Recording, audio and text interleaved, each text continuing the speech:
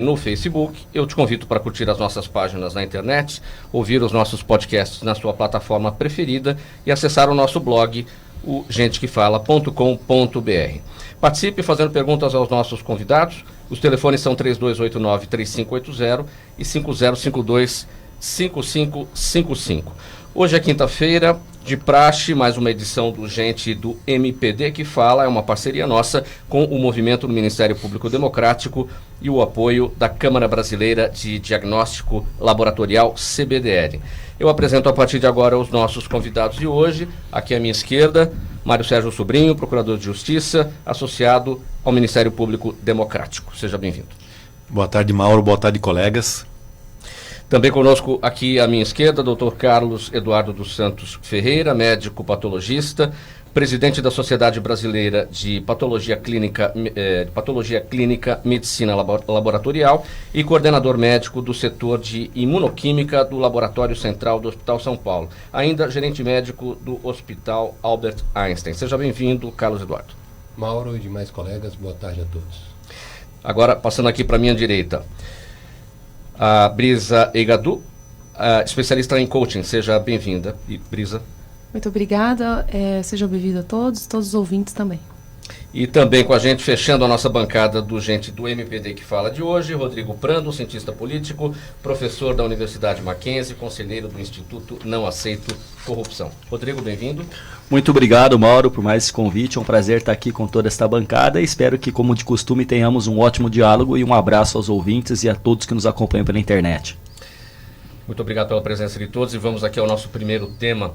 A Organização Mundial da Saúde declarou ontem que há uma pandemia do novo coronavírus no mundo. O diretor-geral da OMS disse que ao declarar a pandemia não significa que a situação está fora de controle e nem que o mundo deve abandonar as medidas de contenção e pensar em mitigação, mas pediu ações mais agressivas contra a doença. Hoje, o coronavírus já infectou mais de 120 mil pessoas em 115 países, causando quase 5 mil mortes.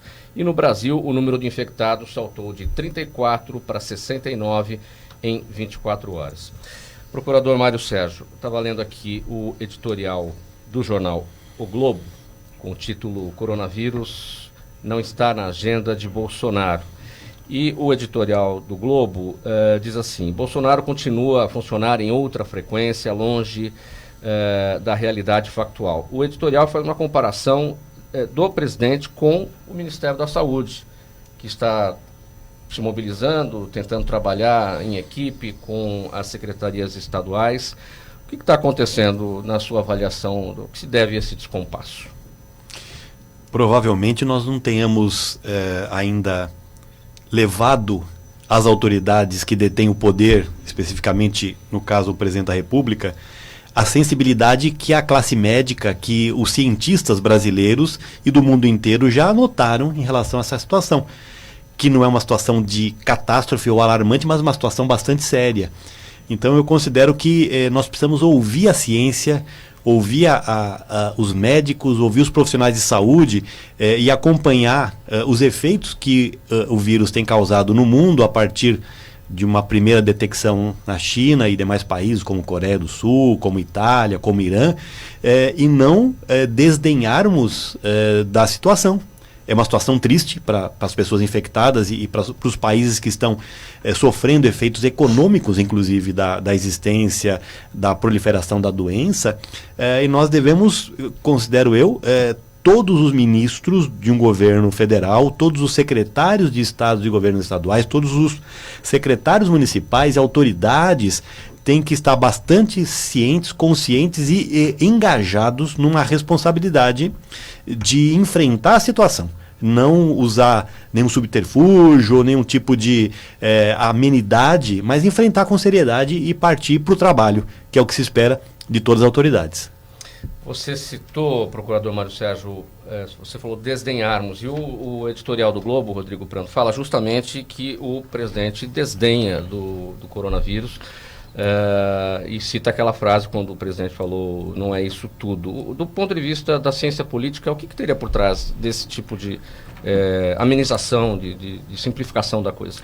O presidente Bolsonaro, eu concordo com o Mário, né, na fala dele perfeita, mas o presidente tem uma dificuldade enorme, dificuldade até por sua formação intelectual de compreender os fundamentos da ciência, mas não só isso, né, procurar informações que sejam fidedignas. O presidente, na verdade, orienta parte substancial das suas ações assentado naquilo que está discutido nas redes sociais, que é um ambiente de superficialidade, um ambiente que proliferam fake news, memes, né, enfim, e lacração, né? Então o presidente, ele não tem por hábito, não é, a leitura dos jornais, já afirmou isso, né, que não lê jornais, enfim, então a gente sabe que a fonte de informação do presidente da República é um núcleo bastante restrito, né, de formadores de opinião dentro das redes sociais e que estão aliados a ele, e mais do que isso, o presidente Bolsonaro tende a ter um comportamento muito similar ao Donald Trump, que mudou de posição porque os voos dos Estados Unidos foram proibidos, né?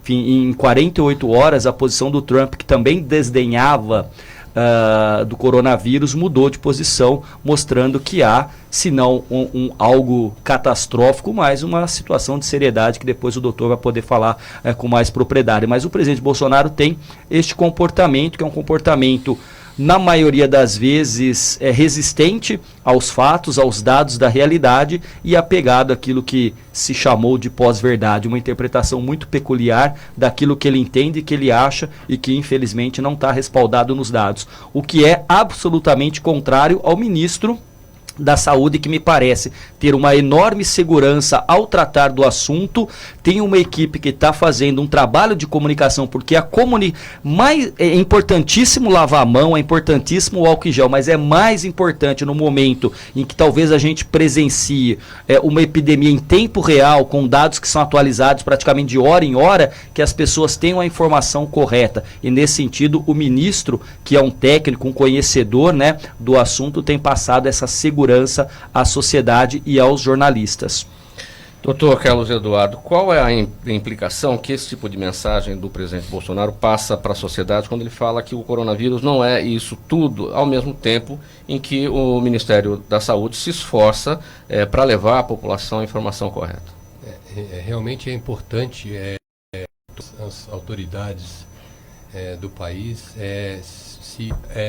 chegarem perto da comunidade médica para trabalhar com informação fidedigna, né? Foi comentado pelos dois colegas aqui, é importante isso. Fomentar essas informações de uma maneira vaga, isso não é uma postura adequada.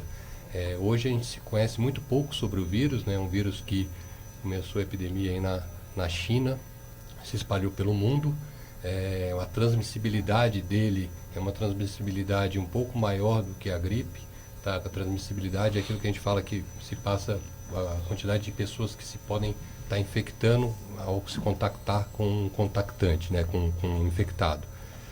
O sarampo é a maior delas, em torno de 17.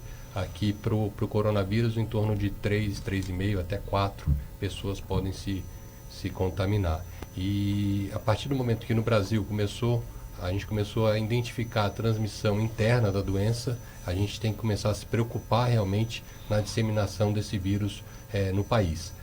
Transmissão interna é quando você já tem uma pessoa que não veio de outro país trazendo o vírus, né? Provavelmente o vírus chegou no país aí, principalmente pela Itália, mas a partir do momento que as pessoas que já estão com o vírus contaminados e contaminam outras pessoas aqui dentro, que começa a preocupação. Isso já começou no país. É a chamada transmissão sustentada ou transmissão comunitária. Você como médico, o Ministério da Saúde acredita que na semana que vem isso já vai estar acontecendo já bem, né? Isso você já como médico... aconteceu em São Paulo, já aconteceu no Rio, agora eu vi um relato pela manhã já no Rio, e vários eventos sendo cancelados, né, principalmente eventos médicos, né, eu mesmo dentro da sociedade a gente acabou de cancelar mais 2 eventos, escolas também tomando cuidado em cancelar algumas aulas, né, eu vi agora pela manhã o INSPER, meu filho trabalha, estuda no INSPER na graduação e foram canceladas as aulas pela manhã. Então essa preocupação ela é real e a gente tem que acompanhar as notícias hora a hora, dia a dia, para a gente poder tomar as ações com informação e com cautela. Brisa, o seu olhar, sua observação sobre esse descompasso entre o Ministério e as atitudes do presidente? É preocupante, porque eu acho que o presidente ele tinha que ter um posicionamento aí para proteger a nação, né? Para proteger não só eleitores, né? Quem apoia ele, mas a sociedade como um todo. Hoje ele até, eu escutei hoje no rádio ele comentando que foram perguntar para ele sobre o coronavírus e ele justamente falou assim, eu não sou médico, né, e não tenho uma opinião sobre isso, sobre esse assunto, né? Então, os médicos, ele passou a bola para os médicos, né? Para a parte da saúde. Então, eu acho que tinha que ter aí uma congruência, um alinhamento para a sociedade se sentir segura. Eu, como mãe e representante da sociedade, né? É uma profissional que trabalha diretamente, eu faço palestra, dou treinamento, estou sempre com o público, em contato com o público, eu já estou transferindo meus atendimentos tudo para online, para poder me precaver de me contaminar e prejudicar minhas filhas, né? Então, eu como representante da sociedade me preocupo, porque eu sinto que está tudo uma incógnita. As pessoas não estão recebendo a informação de acordo com a gravidade da situação. Eu vejo aqui no UOL, Rodrigo, Weingarten, o chefe da SECOM, testa positivo para coronavírus. Acabou de sair, então, né? Sim. Aí que tá. E Bolsonaro é monitorado. A manchete aqui do UOL nesse momento. Justamente. Então, veja só. É uma preocupação porque existe um aspecto médico. E, obviamente, que são os médicos, os cientistas, não é, que devem tratar disso. Mas há um aspecto também que ele é político, que ele é econômico e que ele é social. Uma pandemia ou qualquer fato que se dê na história ou nas sociedades, né, e que nos tira da normalidade. Então pense só, quando eu cheguei na sala, assim, né, na antessala aqui, eu fui dar a mão para os colegas que aqui estão na bancada, e aí quer dizer, mas é um ato muito comum do brasileiro de se tocar, de dar a mão, não é? Às vezes o beijo no rosto, coisa que já está tendo que rever esse protocolo. Mas então, assim, especialmente para a cultura brasileira, que é uma cultura bastante ligada ao afeto, ao corpo e tudo mais, a gente tem que começar a pensar. Então, quando você tem uma situação dessa, seja no campo da política ou na sociedade, não é? E aí você implica a questão econômica disso, porque a China não produzindo, por exemplo, não manda peças ou matéria-prima ou tudo isso, né? Enfim, tudo nos tira daquilo que sociologicamente é a normalidade do cotidiano. Então, no cotidiano nós acordamos, tomamos café, vamos trabalhar e vamos levando a vida. Quando a gente chega num momento desse em que há um risco maior de uma epidemia, o cotidiano é suspenso e a gente vive numa tensão muito grande, prestando atenção. Então a gente deixa de fazer o atendimento. Agora, por exemplo, eu não posso deixar de dar aula, eu estou lá dando aula e o que eu tenho evitado? Por exemplo, eu tenho subido 5, 6 lances de escada, às vezes eu saio do subsolo e estou indo andando para não entrar no elevador, porque eu também tenho um filho que é uma criança, mas é óbvio, são cuidados que a gente toma, lavar mais as mãos, usar mais o álcool em gel que está sempre na pasta ou na bolsa. Agora, imagina, então alguém está infectado, que está dentro provavelmente do Palácio do Planalto. O presidente inclusive já indicou que deve fazer uma outra cirurgia por conta da facada que ele sofreu na campanha das eleições de 2018. Então assim, é sempre um problema, né? Então a gente tem que pensar que o que nós podemos individualmente fazer para evitar maiores perigos, mas, além de tudo, a tranquilidade que as instituições devem passar. E aí o doutor está aqui, talvez ele possa nos ajudar, mas, por exemplo, a Itália tem apresentado casos de uma mortalidade, eu acho que até mesmo acima da mortalidade na China, que foi da onde originou o vírus. E me parece que o sistema de saúde italiano está bem longe de ser um sistema de saúde público como o do SUS é. Então, tudo isso, veja, tem questões que são econômicas, institucionais, políticas e também individuais. Então, cada um tem que ter cuidado. Então, talvez tenhamos que parar um pouquinho com esse afeto, né, de abraçar, de beijar e realmente sermos um pouco mais formais e impessoais sem chegar tão perto das pessoas. Eu sei que é difícil para a cultura brasileira, mas é um aspecto. E isso preocupa, não é? Doutor Carlos Eduardo, a gente em breve deve ter alguma notícia a mais em relação a outros integrantes do governo federal. Então a gente está falando aqui do Fábio Weingarten, que é chefe da Secretaria de Comunicação da Presidência da República. Ele fez o exame na quarta-feira no Albert Einstein. O Palácio do Planalto deve soltar um comunicado ainda nesta quinta a respeito disso. Ministros e assessores que viajaram com o presidente Jair Bolsonaro já estão sendo monitorados, além do próprio presidente. E é dele que nós estamos falando aqui, que ele até aqui dizia que não era isso tudo, né? Realmente vieram, acho que a comitiva veio de Miami, né? E com esse paciente que contatou positivo, né? Detectou positivo.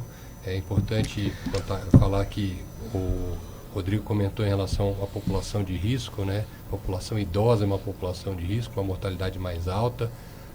Os tabagistas, pacientes que tenham comorbidades, né? Outras doenças aí, a gente coloca hipertensão, diabetes, câncer, são pacientes imunossuprimidos também, que acabam tendo uma letalidade maior. E aí a letalidade realmente na Itália foi maior que na China, né? Justamente por ter uma população mais idosa, uma população mais tabagista também, né? A Europa tem uma concentração de tabagistas maior em relação ao mundo. E eu acho que é isso. É a importância do Ministério da Saúde, né? O Rodrigo comentou, vale ressaltar o trabalho muito bem feito pelo ministro, chamando as sociedades científicas para o debate já na semana passada e acompanhando dia a dia. Muito bem, seguindo aqui para a sequência da nossa análise, apesar das falas de apoio do presidente Jair Bolsonaro aos atos em sua defesa no próximo domingo, a atividade no Twitter relacionada às manifestações caiu. Os protestos têm na rede um outro tipo de simpatizante, os robôs, que podem representar cerca de 6% dos usuários que tuitaram apoiando o ato. O presidente da Câmara, Rodrigo Maia, é a figura pública que mais vem sofrendo ataques na rede, segundo o monitoramento da consultoria Quest, que acompanhou a atividade na rede entre 24 de fevereiro e 9 de março. Procurador Mário Sérgio Sobrinho, se é que houve um encolhimento nas redes sociais em relação ao apoio a essa manifestação, quando a gente lê uma notícia dessa, isso na verdade serve de impulso para os apoiadores, os simpatizantes, correrem atrás, não é? A gente, analisando a notícia aqui, Mauro, eu penso assim que a harmonia e independência dos poderes, ela é plena e tem que ser respeitada pelos integrantes e pela sociedade. Um ato já que coloca, teoricamente, ou com outras razões, um poder em crítica pública a outro, já é um ato que, na minha visão, poderia ser evitado. Existem canais de comunicação, canais de contestação em razão do que faz o executivo, do que faz o legislativo, do que faz o judiciário. A própria forma do governo manter suas maiorias nas câmaras, no Senado, já são o sistema de freio contrapeso, né? Então, eu penso que vamos pensar na nação, no país grande, trazendo as instituições para trabalharem cada qual dentro da sua linha de atuação ideológica, política e das suas respectivas funções, mas trabalhando de uma maneira organizada. Nós mais e mais precisamos de um governo federal que esteja olhando para as questões da sociedade, da economia, da saúde pública e menos criando zonas de atrito e menos ainda trazendo a população, na minha concepção, para ocupar um papel que nesse momento deveria ser evitado por várias razões. Então, eu olho assim à distância um pouquinho essa questão que está sendo trazida aqui. A gente olha também com um fator positivo, a tecnologia está aí funcionando, mas num funcionamento talvez assim, criando menos participação real e mais uma participação virtual. E nós precisamos de pessoas votando nas eleições, pessoas opinando, pessoas participando da sociedade e não simplesmente só à distância com o dedinho ali ou com alguma outra coisa manifestando os seus interesses. Brisa, a notícia que diz: os protestos têm na rede um outro tipo de simpatizante, os robôs, que podem representar cerca de 6% dos usuários que tuitaram apoiando o ato. Como é que se mede a presença desses robôs e como é que se chega a esse percentual? Eu até perguntei para um especialista em estatística aqui. Aproxima um pouquinho mais. Eu até perguntei para um especialista em estatística de dados e tudo, mas ele disse que não sabe ao certo como identificam os robôs, mas ele respondeu para mim que provavelmente envolve contagem de perfis suspeitos e tempo de resposta entre os comentários. Provavelmente deve ser dessa forma. Mas eu confesso que eu estou dentro de muitos movimentos conservadores, sim, muitos são a favor do Bolsonaro, tenho uma relação muito positiva com o grupo Mulheres com Bolsonaro, que todos sabem que é um grupo enorme, inclusive estava em reunião com uma das representantes do grupo ontem, e o que eu vejo dentro de Facebook, Instagram e rede social tipo WhatsApp é um burburinho bem elevado. Então, eu não sei até que ponto são robôs mesmo, ou se realmente... pelo que eu sinto de estar presente nesses movimentos, existe um aquecimento muito grande com relação a essas manifestações. Rodrigo, como é que a ciência política está olhando para esse movimento, essa mobilização do dia 15? Eu também, aí, tendo de novo a concordar com o Mário, acho que todos têm a possibilidade de, numa sociedade democrática, né, enfim, no Estado Democrático de Direito, colocar a sua posição. Fazer parte do movimento conservador, fazer parte do movimento progressista, né, tá apoiando o presidente ou ser contrário a outro poder. A grande questão que se tem em relação a isso é um fato que desde o bom e velho Montesquieu, que é a ideia da harmonia entre os três poderes.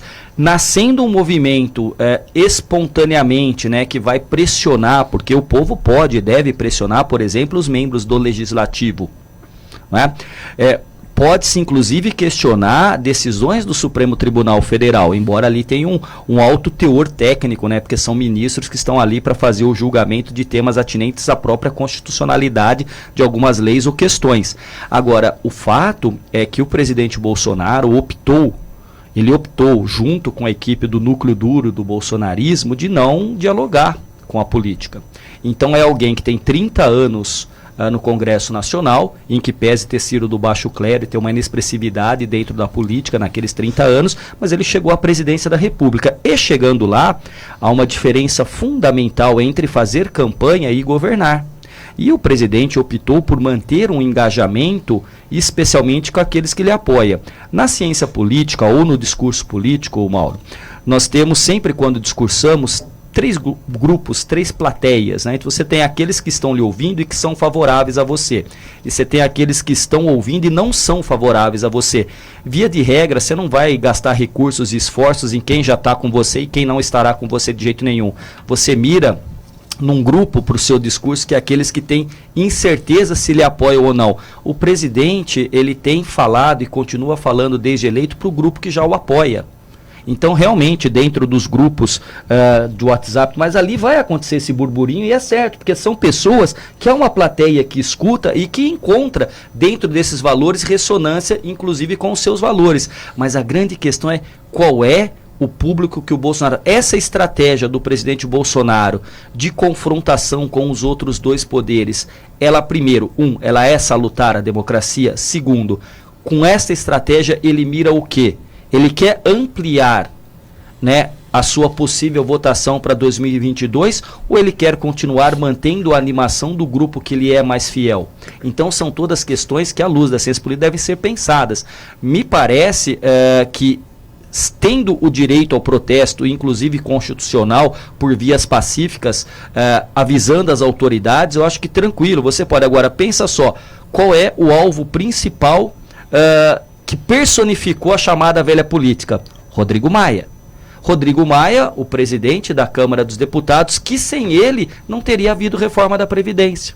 Então, uma pauta fundamental do governo, da equipe do Paulo Guedes trabalhada, se não fosse o Rodrigo Maia atacado dia sim e no outro também, ela não teria ocorrido, porque o presidente leva alguma coisa para o Congresso e acha que isso é suficiente, ou seja, não quer fazer a negociação, o diálogo, e aí complica. Então, o governo hoje está numa situação muito difícil, porque coronavírus, PIB pequeno, manifestações. Então, por exemplo, o presidente, se de um lado afirma que todos têm direito e tem mesmo de se manifestar e estimula, aqui a gente tem o próprio ministro Mandetta alertando: se você estiver gripado, não vá ao protesto. Então, assim, há um desencontro de informações, e aí nós temos a dimensão política do presidente e a dimensão técnica do ministro. Rodrigo, o que é que existe entre a harmonia entre os três poderes e a necessidade de questionamento entre eles próprios? Entre eles próprios, entre os poderes. Sim. Sem dúvida, aí que tá. Existe harmonia, mas aí outra coisa falado pelo nosso procurador. Existe um sistema de freios e contrapesos, não é? Quer dizer, qual que é a ideia da divisão do poder? Para que você não tenha um poder absoluto, porque geralmente o poder absoluto, via de regra, ele pode degenerar para a tirania. O que é um governo tirânico? É o governo que governa para além da lei e governa não sustentado no direito, mas interesses pessoais ou de grupos. Então, a ideia do bom e velho Montesquieu, lá no meados do século XVIII, é o seguinte: olha, nós temos quem cria as leis, é o legislativo, nós temos quem faz a gestão e as execute, é o executivo, e nós temos o judiciário que julga se essas leis estão sendo cumpridas ou não. Cada um dos poderes tem a sua função e ele exerce o contrapeso e o freio aos desejos dos outros poderes. Então, veja, o que tem acontecido neste 1 ano e 3 meses de governo Bolsonaro? Muitos dos projetos ou das vontades do presidente são levadas e foram barrados, ou pelo legislativo ou pelo executivo. E ao invés do presidente buscar o diálogo e formar uma coalizão, uma maioria, o que faz o presidente? Estimula redes sociais e cidadãos a se colocarem contra outros poderes instituídos, ou seja, quebra a harmonia e traz, na verdade, malefícios para o próprio governo, para a sua imagem e para a democracia. Então, assim, o governo optou, de novo, enquanto estratégia política é uma opção legítima. A pergunta é: qual vai ser o resultado da opção a médio e a longo prazo? O presidente que fez campanha dizendo ser contrário à reeleição e no dia que sentou na cadeira já começou a pensar na reeleição, portanto em 2022, está pensando no governo, na confecção de regras, leis e projetos para a sociedade, ou já está mirando a eleição de 2022? Então é uma pergunta que tem que ser respondida e muitos apoiadores já começam a falar assim: espera um pouquinho, será que apoiar a pauta do Paulo Guedes é isso mesmo? Será que Paulo Guedes entregou? O presidente já o desautorizou algumas vezes publicamente, como fez com Sérgio Moro. Então as pessoas assim, num primeiro momento, as falas do presidente eram blindadas, assim, ó, tudo bem, o presidente Bolsonaro ele é autêntico e ele está falando o que ele falou em campanha, portanto não há estelionato, concordo, ele realmente continuou falando como falava quando estava em campanha. No entanto, havia uma pauta econômica do Paulo Guedes que blindava um pouco, só que o Paulo Guedes parece não ter entregado e não, inclusive, não satisfez o próprio presidente e o núcleo duro do bolsonarismo com este PIB. E aí a coisa começa assim: se por acaso um dos pilares do governo, que é o Paulo Guedes, o outro, digamos, é o Moro, né, ali no combate à corrupção, a força do lava-jatismo, se um desses alicerces começar a ficar trôpego e romper, o que o Bolsonaro pode apresentar para a sociedade? Essa é uma pergunta. Doutor Carlos Eduardo, a situação do coronavírus deve implicar de alguma maneira a mobilização no final de semana? Então, eu sou a favor das manifestações, eu mesmo já fui para a rua por várias vezes. Agora, do ponto de vista técnico, científico, as aglomerações não são adequadas nesse momento de transmissibilidade interna da circulação do vírus. Por isso que é importante a gente aguardar as informações das próximas horas aí. São, como eu falei, vários eventos sendo cancelados, né? Várias escolas sendo fechadas, não tendo aula. E a orientação realmente técnica é que grandes aglomerações sejam evitadas. Olha, pessoas que tiverem contato com infectados por coronavírus também podem ser colocadas em isolamento, define o governo. Portaria do Ministério da Saúde, publicada nesta quinta-feira, prevê que isolamento pode ser recomendado por agente epidemiológico enquanto o caso estiver sendo investigado. E quem descumprir recomendações pode ser responsabilizado legalmente. Isso é importante, né? Seguir a recomendação do isolamento, né? Se a pessoa foi orientada, ela não deve deixar de cumprir a quarentena, justamente para a gente que possa evitar essa disseminação no vírus como foi na Itália, né? E posso fazer uma pergunta Sim. técnica? Assim, o termo quarentena, né? Necessariamente são os 40 dias ou da onde surgiu isso? Por que quarentena? Quarentena de 14 dias. De 14 dias. A quarentena varia de acordo com o tipo de doença e a característica dinâmica de período de incubação e realmente doença em si e eliminação do vírus, né? Pelo que se conhece desse vírus em específico, ele é eliminado do corpo em 14 dias. Então, por isso, dos 14 dias aí de afastamento em relação ao coronavírus. Quarentena, eu não tenho aqui, a gente poderia até pesquisar, mas acredito que deva ser por outros vírus do que passado, levavam uns 40 dias ali. Pô, levavam tá 40 dias maior aí para período maior. Mas tem que pesquisar. Agora você me pegou, mas depois a gente vai atrás da Fica essa dúvida, né, de quarentena de 2 semanas, né? Bom, nosso próximo tema no Gente que Fala hoje, o governador de São Paulo, João Dória, comentou a afirmação feita por Bolsonaro de que houve fraude na eleição de 2018 e que se ela tivesse sido correta, ele teria vencido no primeiro turno. Abre aspas aqui para o governador Dória: se não confia na própria eleição, que participe de outra. Fazemos as eleições para presidente junto com as para prefeito e vereador. O governador se refere aqui à próxima eleição de outubro, né? O Tribunal Superior Eleitoral divulgou nota em que rechaça a hipótese levantada pelo presidente da República. Procurador Mário Sérgio, a sua avaliação desse tipo de fala do presidente sem apresentar provas? Se a gente puxar um pouquinho pela memória, nós não temos tradição no Brasil, até recentes anos, de qualquer tipo de desconfiança do sistema eleitoral brasileiro. Nem da época que as urnas eram de papel, as cédulas eram de papel, a gente não tinha isso. Geralmente quem desconfia é quem perde, não quem ganha. Exato, e é de causar surpresa, né? O presidente Bolsonaro, que foi eleito em segundo turno, vem trazendo uma dúvida a respeito da primeira fase, primeira etapa da eleição presidencial, primeiro turno.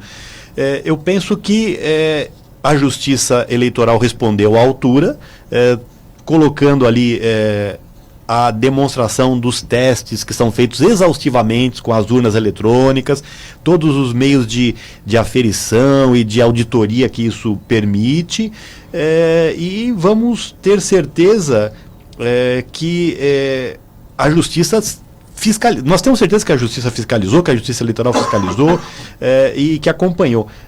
Agora, volto a dizer que é um pouco sui generis, nós temos aí manifestações repetitivas por parte do presidente falando sobre esse episódio, e até ouvindo a fala dele outro dia por uma emissora de rádio, ele dizia ter provas a respeito disso. Não tenho certeza se essas provas foram apresentadas, mas a própria Justiça já se manifestou dizendo que todos os trâmites possíveis e imagináveis foram percorridos e a eleição transcorreu com grande regularidade.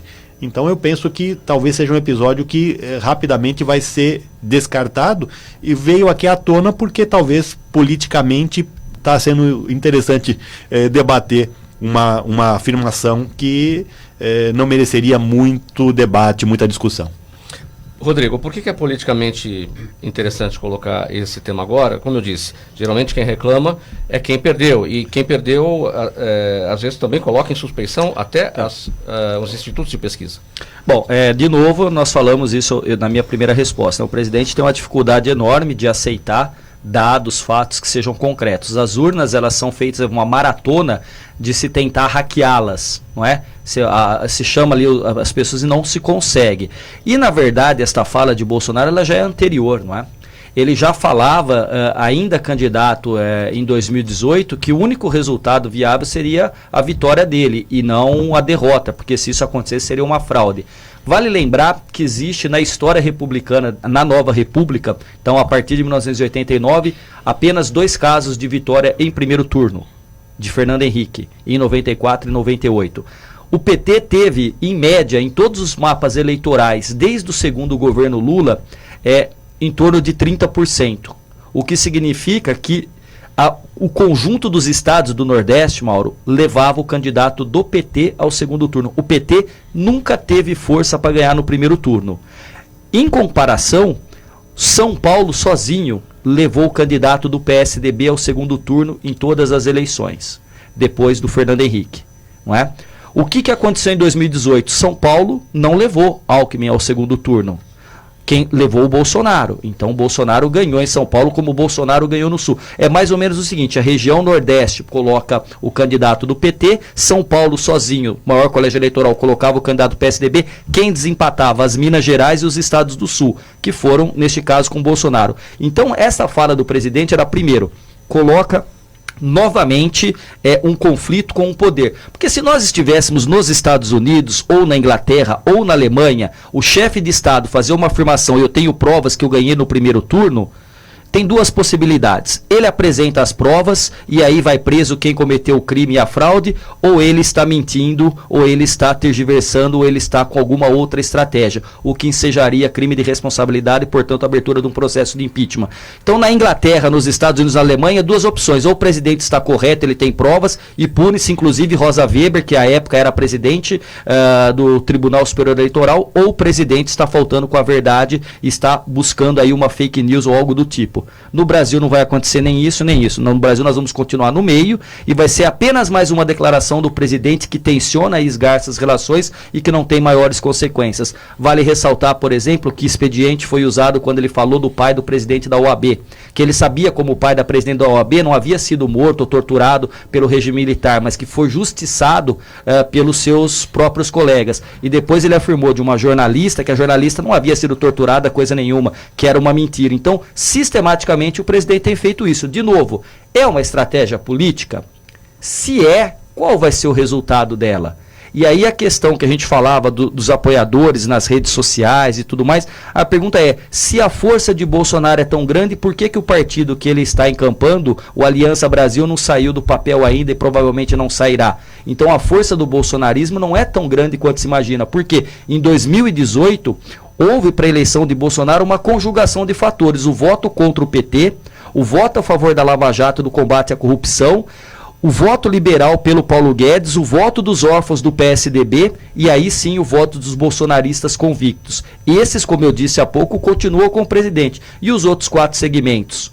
Será que os atritos com o Moro não fazem uma parcela sair? Será que aqueles descontentes com o PT continuam tão descontentes que vão de novo? E os órfãos e os liberais na figura do Paulo Guedes continuam? Então são coisas que o presidente parece que ao colocar em dúvida a justiça eleitoral, o sistema eleitoral brasileiro já começa a mirar em 2022. Se eu não for, de novo pode ser fraude. Já que você deixou a pergunta no ar, posso fazer essa pergunta para a Brisa? Se é uma estratégia política do presidente Bolsonaro, esse conflito com a justiça eleitoral, tem chance de dar certo?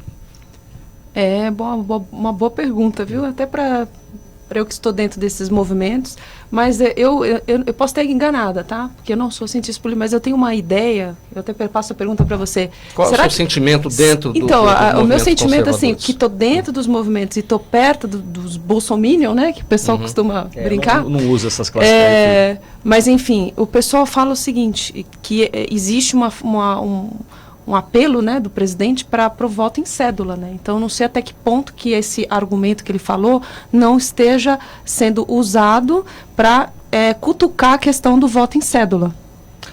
Então já que você urna eletrônica com a cédula, com a emissão da não, você vê, o presidente Bolsonaro ele foi 30 anos eleito com cédula e foi eleito também na urna eletrônica. Então, em que pese, talvez, a preferência pelo voto impresso, ou seja, você vai lá, digita na urna e depois imprime. Tem uma questão, que isso aí pode quebrar o sigilo do voto. Entende? Porque a ideia é o seguinte, então vamos lá, eu escolhi o candidato A, B ou C. Então eu cliquei, escolhi o candidato A para presidente e o B para governador. Aí você clica e imprime quem você votou. Aí você guarda isso. Para muitas regiões que a gente... Guarda ou deixa lá para conferir? Ou guarda ou deixa lá, não sei, mas de qualquer maneira pode ser alguma coisa que lhe quebre o sigilo do voto. Então, Brisa, eu concordo. Se talvez essa fosse a ideia do presidente, talvez não é o melhor caminho falar que a eleição foi fraudada. Porque, de novo, quando alguém diz que tem provas, ou elas são apresentadas, ou a coisa perde um pouco de sentido. E não tem... Eu acho assim... você está dentro dos movimentos ali e eu acho que é isso, a gente tem que assumir postura política e posição política, mas de novo, será que o presidente não está falando para o grupo que já lhe é fiel? Ele não teria que amplificar para outros grupos? Porque esse que já é fiel, ele já concorda com as argumentações presidenciais, mas se ele quiser a vitória novamente em 2022, talvez ele tenha que falar para um grupo além daquele que já lhe é cativo, né? Com certeza. Doutor Carlos Eduardo. Só para trazer informação em relação à quarentena que a gente ficou no ar, quando a peste negra se espalhou pela Europa durante o século XIV, Veneza aplicou uma regra em navios que tinham que ancorar por 40 dias antes que a tripulação e passageiros pudessem desembarcar. Então o período foi determinado quarantino, né, do italiano, que se refere ao número 40. Mas também é polêmico esse conceito, né, porque, por outro lado, tem um professor de de Harvard, de Medicina, da Universidade de Harvard, não, da Universidade de Oxford.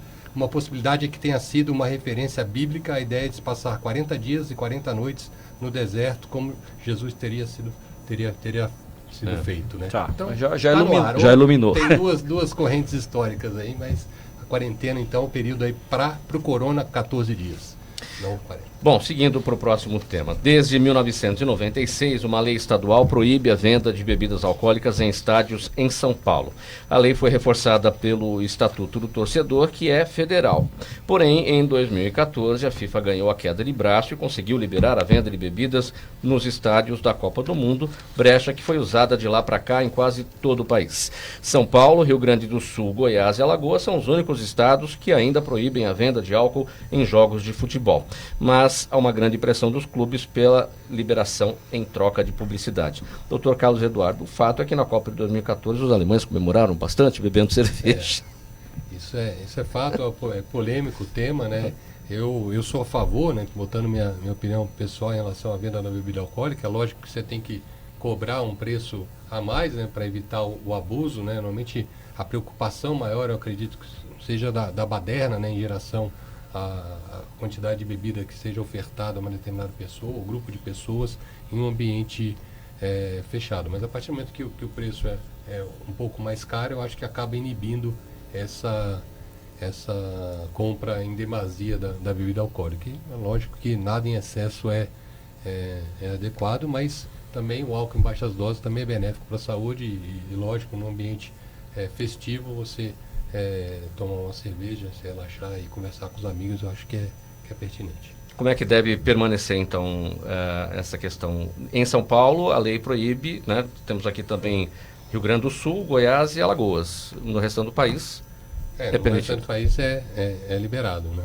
Por isso que tem essa polêmica em diferentes estados. Mas na sua avaliação, como é que deve permanecer? Proibição total? Não, eu acho que eu sou a favor Cada da estado liberação. define. É lógico que com uma restrição em relação à quantidade vendida por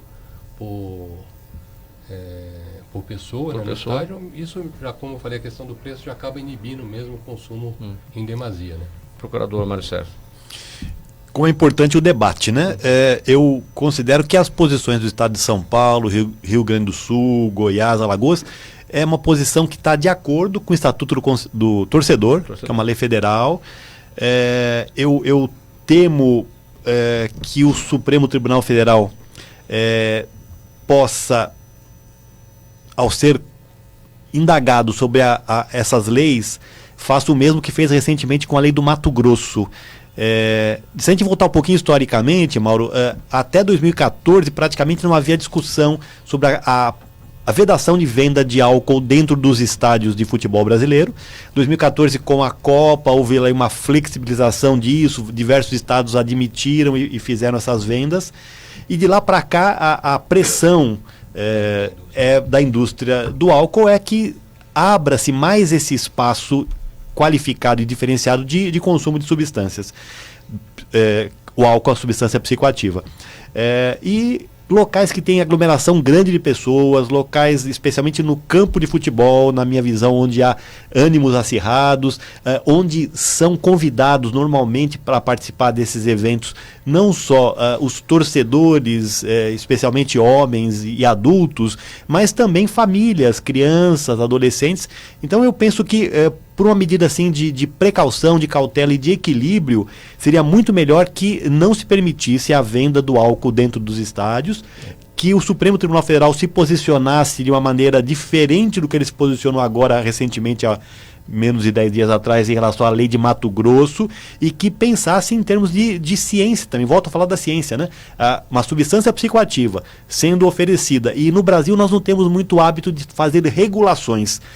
A única regulação que se prevê é do grau alcoólico da bebida que vai ser vendida, para liberar mais a cerveja e não os destilados. Mas não se tem regulação por exemplo, de quantidade a ser vendida, não se tem regulação da questão do preço. Então é mais ou menos assim, ou é tudo ou é nada. Se é nessa forma de pensar, eu volto a falar que a minha posição é pela não oferta de álcool dentro dos estádios. Brisa, a sua opinião, bem objetivamente. Eu acho interessante a gente mencionar aqui a parte estatística, né? Porque de 2009 a 2015, teve um instituto de pesquisa lá no estado de Pernambuco que divulgou que quando não tinha álcool, né, em 2009 e 2015, quando o álcool foi proibido, aumentou a quantidade de agressões dentro do estádio. E quando não tinha, e quando tem, né, diminuiu. Então isso é interessante, de 3 para 4,5. Então 4,5 por partida de pessoas agredidas com o álcool, não, sem o álcool, e 3 sem o álcool. Então é interessante que a estatística ela não mente. Então então até que ponto deve ser proibido, né? Porque se você proibir dentro do estádio, a pessoa vai beber mais fora. E aí não tem como controlar. Mas no estádio de forma controlada, de repente, todo mundo fica feliz e o mercado aquece, as empresas ficam mais... Rodrigo. Eu acho que aí nós temos uma discussão que é no limite o liberalismo e o intervencionismo estatal, né? Quer dizer, você vê que a lei estava ali, existia, mas a força do poder econômico na Copa do Mundo flexibilizou. Na verdade é o seguinte, né? A gente se curvou à vontade da FIFA. E aí depois que se curva à vontade da FIFA, pera um pouquinho, então pode não... O Brasil é o único lugar do mundo que tem o pode não podendo. Uma vez o aluno alemão chegou para mim e falou assim, professor, me diz uma coisa, o que é proibido? Eu falei, proibido é o que não pode fazer. E o que é expressamente proibido? Eu falei, aquilo que você não pode fazer de jeito nenhum. Então o Brasil é um dos poucos países que tem o não podendo pode, ou pode não podendo. Eu sou, como o doutor, favorável a poder tomar uma cerveja, né? Enfim, assistir o jogo. A grande questão é que aí todo o comportamento e todo aquilo que lhe é concedido como direito exige também um dever e uma responsabilidade, né? E é bem isso. Você não bebe dentro do estádio, mas no caminho você já vai comer o seu churrasquinho e toma 5, 6 cervejas, às vezes já entra embriagado, o que não é o caso se as pessoas tivessem educação e cultura. Eu acho que aí o substrato disso tudo é a educação e cultura, que muitas vezes nós no Brasil deixamos a desejar. Né? O expressamente proibido é uma redundância, né? Pois é, mas o menino viu uma placa, diz uma vez que era proibido e o expressamente proibido. Para o alemão, ou é proibido ou é possível. Não tem necessidade de ser expressamente proibido, né? Muito bom, gente. Perguntas do público, do gente que fala bem objetivamente. Mário Sérgio, é a Carla de Perdizes que pergunta sua opinião sobre a liberação da venda de bebidas em estádio. Eu sou totalmente desfavorável, sou contrário, e tenho argumentos que vão no sentido não da mera do proibicionismo. Eu penso que há locais e ambientes que o álcool é perfeitamente aceito e útil, mas no estádio de futebol, aglomerações públicas com adolescentes, com crianças, ele deve ser evitado. É uma medida preventiva, eu penso. Jaime do Jardim Bonfilholi te pergunta, doutor Carlos Eduardo, por quanto tempo o coronavírus pode ficar alojado no organismo sem se manifestar? O Jaime é um ouvinte assíduo, ele está com a gente o tempo todo, liga praticamente todos os dias. Ele está dizendo que está telefonando de um hospital, ele fez ontem uma pequena cirurgia na coluna. Então, Jaime, boa recuperação para você, obrigado sempre pela presença aqui com a gente. Jaime, boa tarde, obrigado pela pergunta.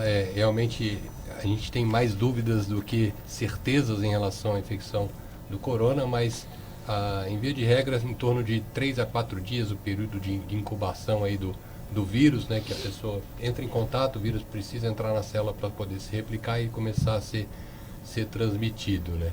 Mas a pergunta especificamente Mauro, foi em relação ao período de incubação ou foi para transmissão? Ele pergunta, alojado no organismo, por quanto tempo alojado antes de se manifestar, incubação? Então, aí 3 a 4 dias aí entra, começa a se replicar e aí começa a ser transmissível, né? Brisa, o Daniel do Itaim pergunta a sua opinião. Como empresários e executivos devem agir neste momento de tantas oscilações? É hora de esperar ou aproveitar oportunidades? Tem muita gente com o pé atrás agora, né? Tem muita gente com o pé atrás, mas se tiver oportunidades tem que aproveitar. Porque sempre na crise, aqui eu falo como coach, né? Sempre quando você tem um momento de crise e de problemas e frustrações, seja ele social ou pessoal, toda crise ela tem uma semente para uma oportunidade. Basta a gente estar atento e observar o cenário, né, como um todo, de forma sistêmica. E quando não é você o investidor, você é o dono da ideia, mas o investidor é que está com o pé atrás? Ele tem que fazer uma análise de mercado e ver se é possível ele conseguir ter êxito dentro daquilo que ele está planejando investir. Certo. Rodrigo Vera, do Campo Limpo, pergunta: estimular a briga com outros poderes é eleger um culpado para os fracassos antes mesmo que eles aconteçam? Pode ser. De novo, é a pergunta, se é essa a estratégia. A pergunta é se essa estratégia que foi escolhida, Vera, né? Ela vai ter resultado, Vera. Eu tendo a crer que, ainda que possa trazer frutos e resultados eleitorais, eu temo por um aspecto mais profundo, que são os alicerces da democracia e do sentimento republicano, né?